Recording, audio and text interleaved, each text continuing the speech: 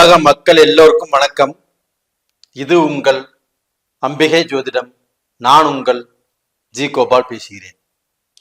இன்னைக்கு நாம் பேசக்கூடிய பலன் என்னன்னா, தமிழ் புத்தாண்டு பலன்களும் பரிகாரங்களும். இந்த தமிழ் புத்தாண்டாகப்பட்டது ஏப்ரல் மாதம் 14ஆம் தேதி சித்திரை 1 விஷுவாவசு வருடம் பிறக்கிறது. இந்த வருடம் துலாம் ராசியில் சந்திர பகவானின் ஆதிக்கம் பெற்ற திங்கட்கிழமை நாளில் பிறக்கிறது. அதனால இந்த வருடம் திங்கட்கிழமை நாள்ல நீங்கள் எதை செய்தாலும் திங்கட்கிழமை நாள்ல செய்யுங்க. அந்த திங்கட்கிழமை நாள் உங்களுக்கு ஒரு யோகமான நாளாக அமையும். அது போக நீங்க இந்த வருடத்தில் வரக்கூடிய ஒவ்வொரு பௌர்ணமியும் ரொம்பவுமே சிறப்பு வாய்ந்தது, முக்கியத்துவம் வாய்ந்தது. அப்ப அந்த பௌர்ணமிக்கு நீங்க எந்த கோயிலுக்கு போனாலும் சரி, நீங்க இதற்கு முன்னாண்ட சாமி கும்பிட்டது வேற, இந்த பீரியட்ல நீங்க சாமி கும்பிடுறீங்கன்னா உங்களுடைய மனசில் இருக்கக்கூடிய குறைகள் எல்லாத்தையுமே சொல்லி அதுக்கு ஒரு விமோச்சனம் கண்டிப்பாக எனக்கு காட்டுங்க அப்படின்னு சாமி கிட்ட கும்பிட்டுக்கோங்க. கண்டிப்பாக அதற்குண்டான விமோச்சனம் உங்களுக்கு கைமேல் பலன் அது மாதிரி கிடைப்பதற்கு 100க்கு 100 வாய்ப்பு இருக்கிறது. அது போக இந்த வருடத்துல பாத்தீங்கன்னா கூலி தொழிலாளிகள், அது போக நடைபாதை வியாபாரிகள், விவசாயிகள், இண்டஸ்ட்ரீஸ், இந்த தொழில் செய்யறவங்க, இவங்க எல்லாத்துக்குமே இந்த பீரியடு, இந்த வருடம் நல்ல யோகமான வருடமாக, இந்த வருடத்தில் நீங்கள் செய்யக்கூடிய தொழிலில் அதிகமான லாபத்தை சம்பாதிப்பதற்கு நல்ல வாய்ப்பு இருக்குது.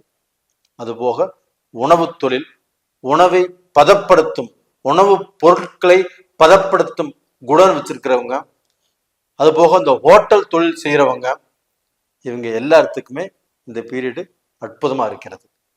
அது போக நீங்க எந்த தொழில் செஞ்சாலும் பரவாயில்லை, அந்த தொழில்ல நல்ல ஆர்வமாக, நல்ல இன்ட்ரெஸ்டாக அந்த தொழில்ல நம்ம ஜெயிக்கணும், அந்த தொழில்ல அவங்களுக்கு முன்னாண்ட நாம நல்ல பொசிஷனுக்கு வரணும், நம்மளுடைய இந்த தொழில நான் அதிகமா லாபம் சம்பாதிக்கணும் அப்படிங்கிற அக்கறையோடு நல்ல ஒரு திருப்தியாக யாரெல்லாம் பாடுபடுறீங்களோ அவங்களுக்கு இந்த வருடத்தில் இரட்டிப்பு லாபம் கண்டிப்பாக கிடைத்தே தீரும்.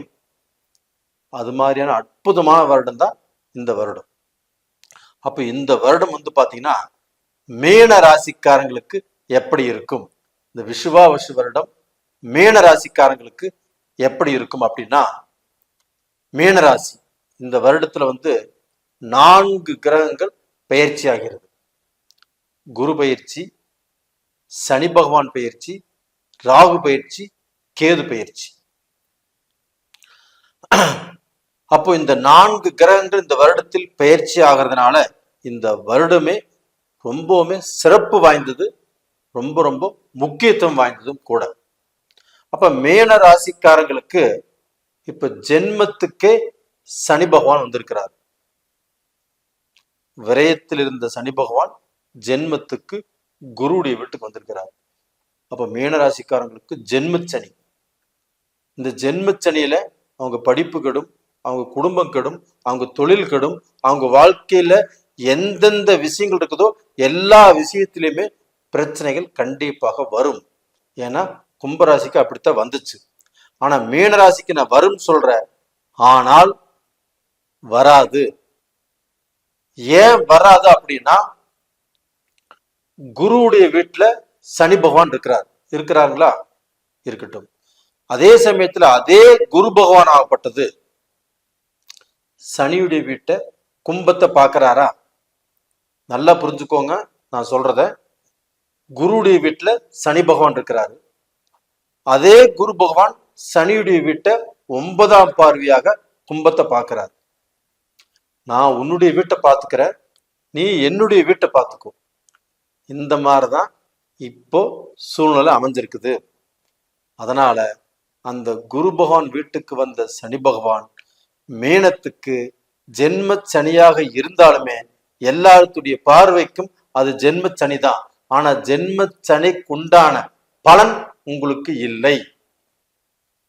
அதனால எனக்கு ஜென்ம சனி வந்துருச்சு அப்படின்னு யாரும் வேதனைப்பட வேண்டாம், யாரும் பயப்பட வேண்டாம், யாருமே நெகட்டிவ் திங்கிங்ஸ் கண்டிப்பாக உங்களுக்கு வேண்டாம். எல்லாமே பாசிட்டிவா திங்க் பண்ணுங்க.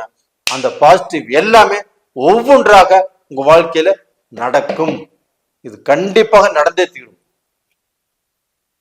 மீனராசிக்காரங்களே, எனக்கு ஜென்மச்சனி வந்துருச்சு அப்படின்னு நீங்க மூளையில போய் முடங்கி உட்கார வேண்டாம். எந்திரிச்சு தில்ல புறப்படுங்க, நல்லபடியாக பாடுபடுங்க. உங்களுடைய உழைப்புக்கு உண்டான ஊதியம், நல்லபடியான லாபம் கண்டிப்பாக இந்த பீரியட்ல கிடைக்கும்.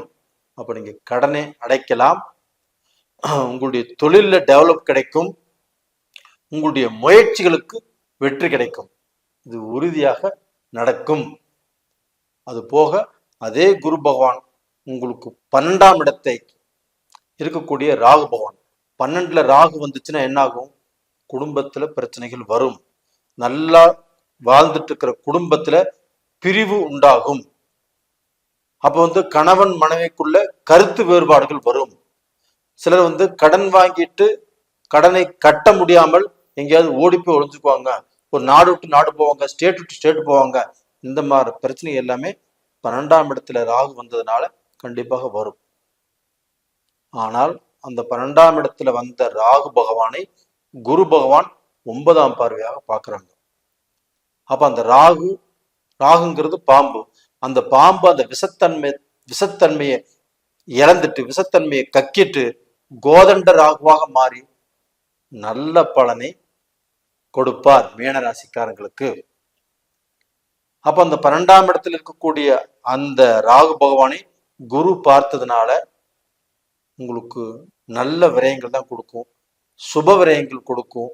நீங்க சுப நிகழ்ச்சிகள் பண்ணலாம், காது குத்தலாம், வீடு புண்ணியாசனை பண்ணலாம், ஒரு வீடு கிரகப்பிரவேசம் பண்ணலாம், ஒரு வீடு விலைக்கு வாங்கலாம், ஒரு சொத்து வாங்கலாம், வெளிநாடு போகலாம். வெளிநாட்டுல சொத்து வாங்குவதற்குண்டான வாய்ப்புகள் உங்களுக்கு நிறைய இருக்குது. வெளிநாட்டுல உள்ளவங்க அவங்களும் அந்த நாட்டுல சொத்து வாங்கலாம். அதே நாட்டுல சிட்டிசன் ஆகணுமா அப்படிப்பட்ட ஆசை உங்களுக்கு இருக்குதா? அந்த ஆசை வந்துச்சா இப்ப முயற்சி பண்ணுங்க, கண்டிப்பாக அது நடக்கும். நடக்கலைன்னா என்ன ஏன்னு கேளுங்க, நடந்துச்சுன்னா அந்த கமெண்ட் பாக்ஸ்ல எழுதுங்க. இது போக உங்களுக்கு அந்த கேது பகவான் உங்க ராசிக்கு 6ஆம் இடத்துல இருக்கிறாங்க. அப்ப அந்த 6ஆம் இடத்துல இருக்கக்கூடிய அந்த பாவ கிரகம் எப்பவுமே, அந்த பாவ கிரகங்கள் 3, 6, 11ஆம் இடத்துக்கு வரும்போது நம்மளுக்கு நல்ல பலனை தான் செய்வாங்க. அப்ப அந்த கேது 6ஆம் இடத்துல இருக்கிறாரா, ஃபர்ஸ்ட் ஆன்மீக சிந்தனைகள் வரும். கோயில்களுக்கு அதிகமாக போகக்கூடியவர்களுக்கு வாய்ப்புகள் உருவாகும். அந்த கோயில்களுக்கு நன்கொடை கொடுக்கக்கூடிய அளவுக்கு வாய்ப்புகள் உருவாகும். சிலர் கோயிலே கட்டுவாங்க. அதே சமயத்தில் அந்த கோயில் சம்பந்தப்பட்ட பதவிகள் உங்களுக்கு வரும். தர்மகர்த்தான் திடீர்னு உங்களுக்கு ஒரு பதவி வரலாம், அந்த கோயிலில் ஏதாவது முக்கியமான பொறுப்புகள் உங்களுக்கு கூப்பிட்டு கொடுக்கலாம். இது மாதிரி நடக்கும். அது போக நீங்கள் ரொம்பவுமே ஆன்மீக டூர் சம்மந்தப்பட்டது போவீங்க. அது போக இந்த பீரியட்ல நீங்கள் சம்பாதனை, அந்த வருமானம், அந்த முன்னேற்றம் படிப்படியாக உங்களை உயர்த்தி வைக்கும். அப்போ அந்த கேது பகவான், அப்போ இதன் மூலியமாக நீங்கள் நல்ல ரேஞ்சுக்கு வருவீங்க. உங்களுடைய தகுதி, தரம், அந்தஸ்து இது எல்லாமே மாறப்போகிறது. அப்போ உங்களை நினைத்து நீங்களே வியக்கும் அளவுக்கு உங்களுக்கு மிகப்பெரிய மாற்றங்கள் உருவாக போகிறது. குரு பகவானும் இப்போ 4ஆம் இடத்துல இருக்கிறாங்கன்னா 8ஆம் இடத்தை பார்க்குறாங்க. உங்களுக்கு ஆயுளுக்கு வரக்கூடிய கண்டங்கள் தடுங்கலாகும். உங்களுக்கு ஆயுசுக்கு உங்களுடைய ஆயுளுக்கு எந்த ஒரு தடையும் வராது, எந்த ஒரு கண்டமும் வராது. உங்களுக்கு விபத்து நடக்காது, உங்களுக்கு கடன் வாங்கினா அதுக்கு பிரச்சனைகளும் வராது. அந்த 8ஆம் இடத்தை குரு பார்க்குறாரு இல்லைங்களா? அது போக பார்த்தீங்கன்னா குரு பகவான் ஆப்பட்ட 10ஆம் இடத்தையும் பார்க்குறாங்க. 10ஆம் இடம் தொழில் சம்பந்தப்பட்டது. தொழில் நல்லா இருக்கும். எந்த தொழில் செஞ்சாலும் பாருவீங்க, நீங்க நல்ல நிலைமைக்கு வந்துடுவீங்க. லாபம் லாபம் லாபம் தான் எல்லாமே. டோட்டலாக மேனராசிக்காரங்கள் கண்டிப்பாக நல்லா இருப்பீங்க. ஜென்மச்சனியை பத்தி கவலையே படாதீங்க. நேயர்களே, இந்த பதிவு பிடிச்சிருக்குன்னு நினைக்கிறேன். பிடிச்சிருந்தா லைக் பண்ணுங்க, சப்ஸ்கிரைப் பண்ணுங்க. மீனராசியில் பிறந்த பெண்கள் நல்லா படிப்பாங்க. அது போக அவங்களுக்கு வாழ்க்கை நல்லபடியாக அமையும். அது போக அவங்க வேலைக்கு போய் குடும்பத்துடைய மொத்த பொறுப்பையும் தன் தலையெழுத்துக்கு போட்டு குடும்பத்துக்கோசரம் பாடுபட்டு, உங்களை பார்த்து யாருமே பரவாயில்லன்னு சொல்லல. உங்களுடைய கஷ்டத்தை பார்த்துட்டு யாருமே இவ்வளவு கஷ்டப்படுறாங்களே அப்படின்னு யாருமே நினைக்கல. உங்க குடும்பத்துல அது எல்லாமே மாறி குடும்பத்துல நல்ல சந்தோஷம், ஒரு நல்ல நிம்மதி, நீங்க பட்ட கஷ்டத்துக்கும் நீங்க போட்ட உழைப்புக்கும் நல்ல வெகுமதி கிடைக்கும். இந்த மீன ராசியில பிறந்தவங்களுக்கு பரிகாரம் சொல்றேன்னு சொல்லியிருந்தேன் நான். உங்களுக்கு பரிகாரம் அப்படின்னா தெய்வ ஆலயங்களுக்கு போறதுதான். உங்களுக்கு கேது பகவான் 6ஆம் இடத்துல இருக்கிறதுனால திங்கட்கிழமை நாள்ல மறக்காமல் விநாயக பகவானை கும்பிட்டுவாங்க. அதே சமயத்துல கீழ்பெரும்பள்ளம் அந்த கேது பகவானுடைய கோயிலுக்கும் போயிட்டு வாங்க.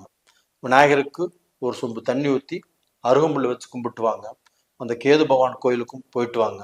கண்டிப்பாக நல்லா இருப்பீங்க. அது போக அந்த ராகு 12ஆம் இடத்துல இருந்து அந்த ராகுவை குரு பார்த்திருக்கிறாரு, நல்ல விஷயம். அது போக இந்த ராகு கேது ஸ்தலங்களுக்கு நீங்கள் போயிட்டு வர்றது இப்போ ரொம்ப ரொம்ப நல்ல விஷயம். நல்லா இருப்பீங்க. அது போக உங்களுடைய ஜென்ம ஜாதகத்தையுமே ஒரு முறை பார்த்துக்கோங்க. உங்களிடமிருந்து விடைபெறுவது உங்களின் ஜி கோபால். நன்றி, வணக்கம்.